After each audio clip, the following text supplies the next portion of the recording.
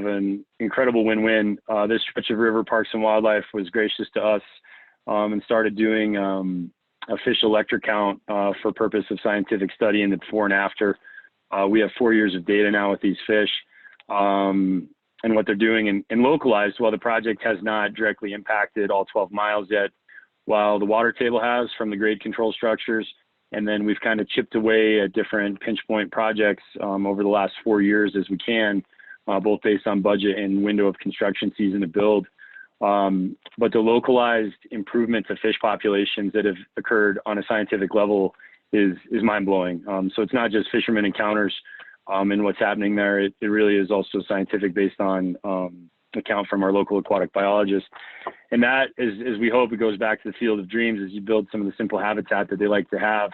And they show up, both food source, holding water, and all those things. But I think it speaks well.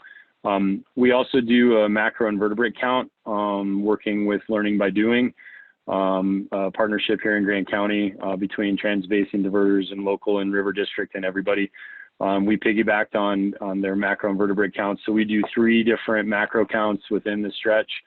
I'm pretty proud to say the riffle that we constructed, last year's macro count done in the middle of September proved to have 3/4 of the total population of macroinvertebrates as the healthiest functioning natural riffles in the Colorado River.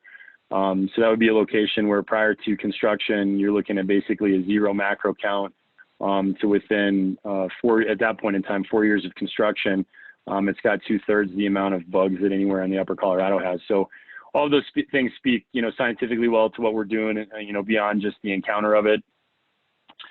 With that, to get to some of the exciting stuff, and I'll roll through this pretty quick, but once we were rolling with the CWCB project, we knew there was a project need here where Windy Gap is located. So the Windy Gap connectivity channel, in the attempt to fund that over time, we bound together and applied for a regional conservation partnership program. So that is a 3-phase project that includes the bypass, now referred to as the connectivity channel around Windy Gap, and then the habitat restoration project, which is paid for and funded essentially by Denver and Northern, but then managed by Colorado Parks and Wildlife. Much of that land is through state wildlife area.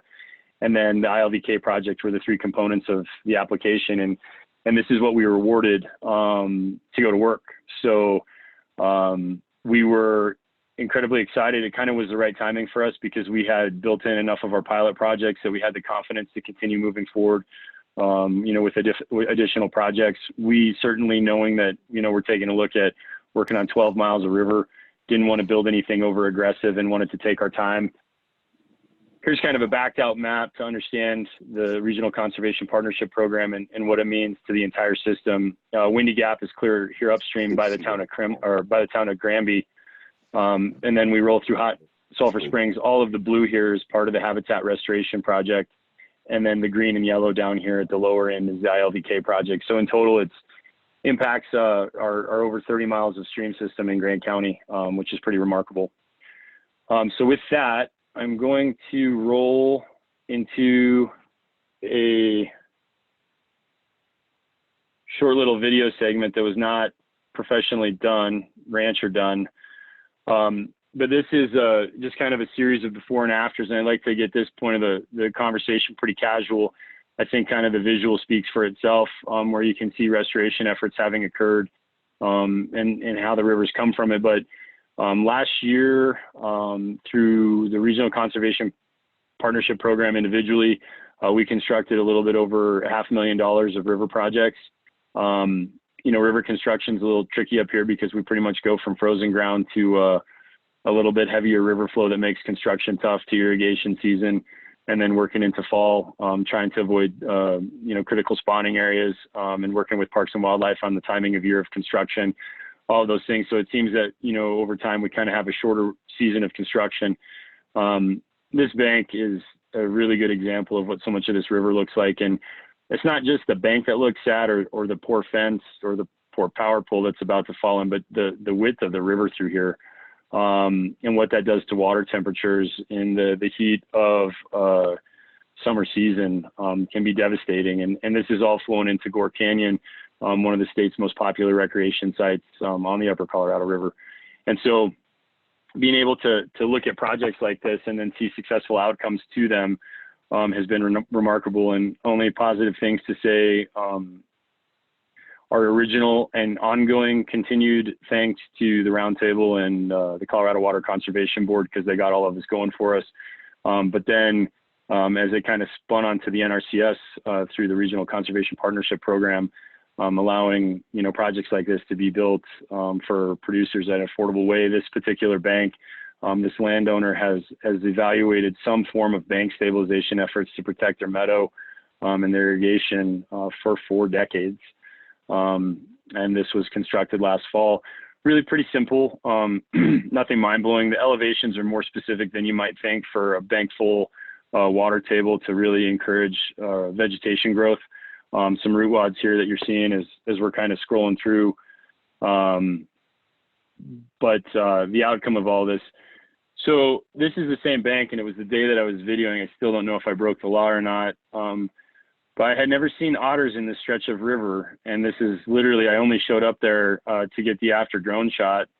And you'll see swimming in the video here, 3 different otters working all of the rocks. And it made me a little bit sad, because I'm sure while I was watching them, they ate a lot of fish. But at the same time, it is kind of already showing you we're back to the field of dreams. Is you build it, you give fish a place to set up and a place they want to be. And then, wildlife is telling us what the aftermath was here. So it's pretty incredible. I did call our Parks and Wildlife District wildlife manager to make sure while I was flying the drone, I was not violating rules. So I think I'm still in the clear on this one. This was a cool project, and our first in its totality of last year. So this is 2 neighbors, as you'll see in these screenshots. But there's a corner of a neighbor's property that goes into another, and then there's a diversion structure that impacts water rights out of the KB ditch for 6 different producers. The KB ditch, a little more glorified than a push-up dam, but not a lot more. Basically, it had to pile up rocks back on the diversion structure every year after any kind of a high flow. Never really properly studied or understood what was going on with the diversion structure. But then the shape of it also was causing all this bank erosion to the downstream neighbor, and what could have been a situation with neighbors working in opposition of each other for an established project. The RCPP really allowed this to be a systematic repair, multiple producers working together on each side of the fence to address their issues. Now, individual contracts, of course, working as standard equipped contracts with the NRCS, but really the outcome of this is pretty outstanding. That water depth going against the bank in the before condition, a couple inches tops. And then we pushed out the river, just enough to create that low flow channel that we want to see as far as overall river width. This particular irrigator is changing his system because there formerly was an elevated ditch right on the bank. And then this is just upstream of that. The next video will connect all this, but this is the before of the diversion structure. KB ditch irrigates with 65 cubic feet of water per second. And this is kind of what we dealt with every year. My family irrigates out of this ditch, so all too familiar with it. And then this is what it looks like in the post-construction. This particular shot, if you look here, we really evaluated velocities and slope for fish movement within the structure itself. The primary point of this project is the water surface elevation here to assure dependable water supply for irrigation facilities. But it's that side channel, the left side of your screen, but would be river right coming downstream. The elevation of the structure assured certain flows through that side channel at low flows to even ensure migration of juvenile sculpin, which is the kind of the toughest velocity to hit with any kind of a diversion structure for fish. And sculpin are a native fish up in this area, mostly fish food for trout. But still, so now you can really get a view of that side channel. So we took a look at a project here, impacts to 6 different irrigators. I'm sitting about less than a quarter mile from the structure right now. It wintered very well. I'm excited to see, hopefully we get some water flow this year on it to see what it does during a high flow. But just in general, all these put together back to back, combinations of different funding resources and partners, from Trout Unlimited acting as our fiscal agent to funding provided by the Basin Roundtable, Colorado Water Conservation Board, and the NRCS, all of a sudden has built not only what I consider to be a really great river project that I hope we're taking kind of appropriate steps to as far as the speed at which we're building. We're learning as we go, so we're not trying to do the whole thing in a season. Trying to take our time with that. But then also, you know, this has grown to something, you know, much greater than that within the level of trust that these producers have. So with only a handful of minutes that I want to continue talking all of your ears off, I'll make it pretty short. But through the demand management work groups for Colorado Water Conservation Board, I'm on the Ag Impacts work group. And then I'm also on the work group for the Colorado Basin Roundtable, focused on demand management. Conversations came in a long time ago from Dr. Perry Cabot, who works for Colorado State University, that while a lot of research and study was done for the System Conservation Partnership Program and others, Grand Valley Water Users Association, that there really was a pretty significant gap in data and in-field research associated with conserved consumptive use at higher elevation, perennial irrigated ground. And so we started making some phone calls based of the request of the Ag Impacts work group, and then led the charge by the Basin Roundtable to see if we could get some acres of participation to study the stuff that Dr. Cabot feels is really necessary and very helpful to the Water Conservation Board during the feasibility analysis of demand management. And a handful of phone calls later, we had Dr. Cabot's desired 1,500 acres of irrigated ground willing to participate in that. Many of these producers, most of them are ILVK producers. There's a level of trust that exists with them. They've been contracted with Trout Unlimited before. They've received grants from the CWCB before. They understand how important our water supplies are to us. They know what it looks like when we have depleted flows and low flow conditions that have negative impacts to their ag operations and their overall production. And so we're in the process of signing some of those contracts as we speak. It's a much more detailed project than that. And I look forward to ongoing dialogue, but I think I'll let Phil or Aaron jump in here and make sure I'm not talking too much. And if there's a couple more minutes, I'd be happy to expand on it. But I just feel very privileged to have worked with the group of partners that we have, and most especially the group of producers, and feel like we're doing good things here on the Upper Colorado River. And probably more important than anything is, you know, looking at it as a system, but also looking at it as a community of ag producers with very similar needs. And then, you know, an environmental resource that we recognize that the more we work to protect it, there's a way to do that and balance our ag operation. So with that, I thank you all.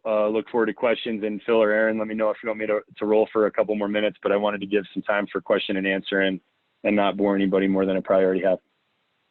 That's perfect, Paul. And you can tell, obviously, I mean, there's a lot more to this project than you had time to really go into. I've got a number of questions, but before and if we have time to get to mine, I wanted to make sure we address the ones that our folks that are viewing had. And I see we've got 4. I can't see the specific questions. Aaron, can you see the 4 questions that have come in? I can. The first one was, did raising the water table create any salinity issues in the field? No, for those of you that maybe can't see my face, we're looking at all this stuff to make sure that we haven't caused any negative impacts. And I think that something down there that we certainly considered is that it's not that we altered something in a way that it wasn't historic. So the speed at which that head cut was working up the river system in the particular location where we started this project, that incisement, it really only happened over the last couple of decades. So really by re-elevating to where we were, kind of modeling history, but we were fortunate that there have been no negative impacts really all the way around with anything that we've done. And in fact, the reconnectivity of the vegetation within the riparian corridor has been pretty remarkable to see. Thank you. How have native fish species responded? Thank you. How native do we want to go here? So the Windy Gap connectivity channel is really one of its top priorities. It's kind of a mind punch that when you go upstream in the Fraser River and Colorado River from Windy Gap, because that's right where they both confluence, sculpin is by far the most abundant fish per acre per mile, however you want to cut it up. And I'm not a biologist, so I don't want to get too deep here. Downstream of Windy Gap, there are very few sculpin to find, period. And in fact, it statistically is almost a giant zero. So our hope in bringing all of these projects together that true native fish can thrive. We have a handful of native suckers in the area. Unfortunately, the bulk of our sport fish population, rainbows and browns, are not natives, but the natural fish population is maybe where I'd go with that. Is they've responded incredibly. I mean, our fish counts are up so significantly from what they used to be. They've been around a long time, and so not influenced by any kind of stocking efforts or artificial input of them. They are loving the habitat that we're building. Thank you. Here's another one. We are doing a restoration of a small creek. I was wondering if the same impressive benefits with the riffle you saw could be realized on the small creek.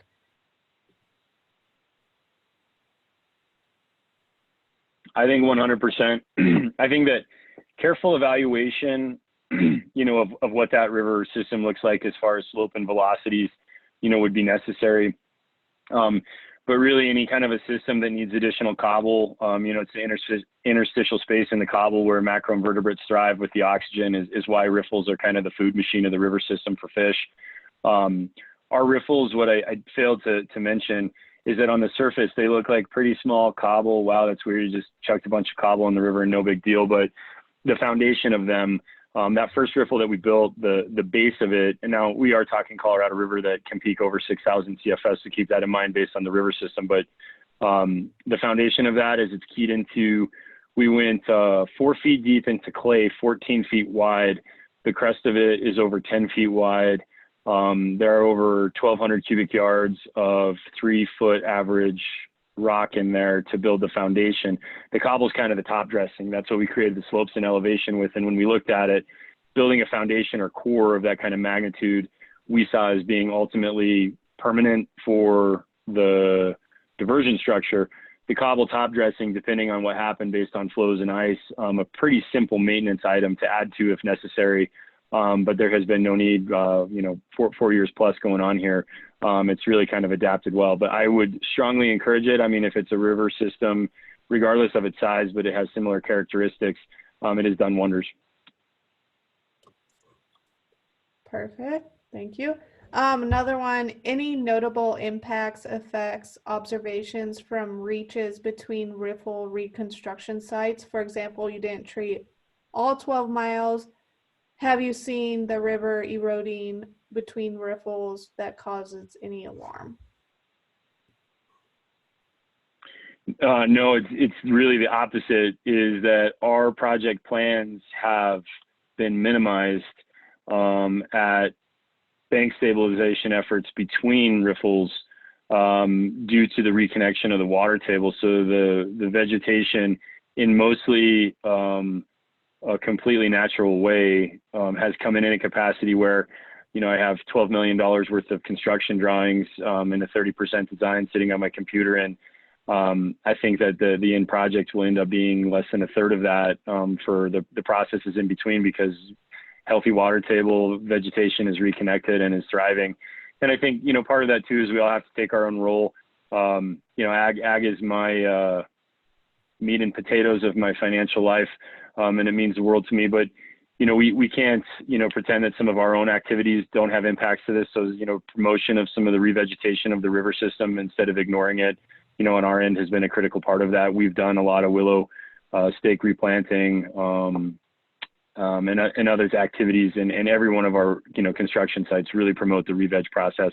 But it's actually performed wonderfully. And I kind of feel like some extent, the longer we delay in some of this, the less money that we all have to spend because the river's doing it for itself.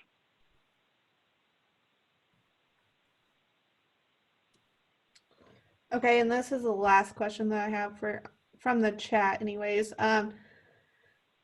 Did you say colonization of macroinvertebrates happened the next season after the restoration project was complete? I'm curious if the macro data is available and was it shared with the data sharing network?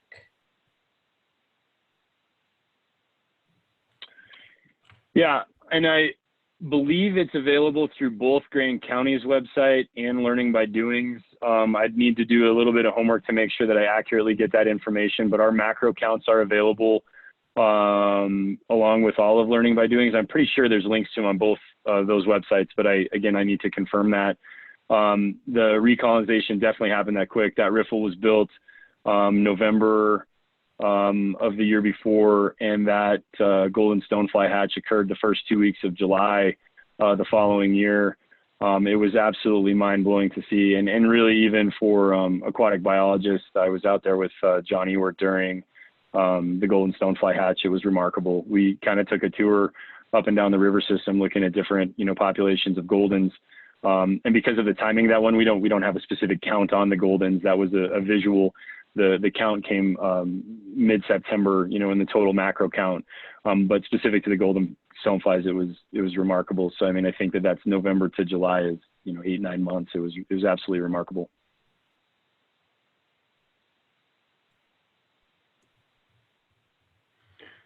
So Paul, I guess if that's the end of the questions, I've got a couple more and then we'll wrap it up. So I wondered, what's the timeline on the Windy Gap bypass of the connectivity channel, and what are your expectations downstream once that gets completed? Well, evaluating this as a system is a pretty interesting thing, because when we take a look at it, if you take any particular 1 mile of river, from Windy Gap all the way down through the ILVK land, over 30 miles of it, one particular project or a one-off project here or there has specific and localized benefits. But when we take a look at it, and a little bit hesitant to get into it as I'm not a scientist, but that if the connectivity channel can lower water temperatures by a little bit, if it reconnects not only macroinvertebrates and fish to the river system, but also some of the crucial sediment, that it acts as a sediment block within the main stem right now. And then you go on downstream through the habitat restoration project and the projects that they're planning and looking at there, and then you look at the ILVK reach, all of a sudden there's enough of them that when added together, my hope is that this actually looks and functions like a very different river here in the years to come. Timing on it, Northern has been wonderful in continuing to work through all costs associated with engineering. This winter, they had a little bit of a hiccup. They were doing some soil testing work that got slightly delayed. As far as RCPP, construction is intended to begin 2021 with final engineering plans done this summer, construction 2021 and 2022. And we're hoping that all of this added together is a really crucial thing. Former county manager Lurleen, she always words Windy Gap as the linchpin of the Colorado River, and it's specific to Grand County, and I would certainly agree with that. So I guess, Aaron, if we don't have any more questions, I guess this will be my last one. Just kind of from a broad perspective, Paul, you've been involved in this for several years now, and I think I read you've been attending meetings now for about 17 years on this subject. So you've kind of been around the block and down the block and through the side alleys on this issue. I wondered two things, I guess. Number one, what are some of the biggest challenges you have faced getting to this point? And then the second is, and related, what advice would you give to other ag producers and other water stakeholders around the state that are looking at what you guys have accomplished and want to do kind of something similar? What advice would you give to them? Well, sad that it takes a moment of realizing what your future can be that doesn't work for the way that we all make livings to bind us together. But that is what it took. And so, us all coming together after looking at this river system from, about 2001 through 2006, change was necessary. We all knew it. That wasn't a debatable conversation. I would say, one of the greatest challenges, for this is patience and timing. Everything in water is slow. And whether we're talking about, permitting, relationships with neighbors, all of these things, and that no one likes to hear that slow and patience is the right path. But I think when it comes, to these kind of resources to protect ag, I think that they are the right words, because when we have a local way of trusting each other, when we've built partnerships that we know that we can rely on, when we know that, we're not facing this stuff as individuals, yeah, I would say that it builds strength in people to see progress. And, producers that I never would have dreamed, installing root wads on their bank to help stabilize it and create some juvenile fish habitat, are loving every minute of doing it now. But it's taken that 17 years of trust and relationship, to be able to get there. And so patience and trust is my tip. And buy your wife lots of flowers for all the meetings you have to go to.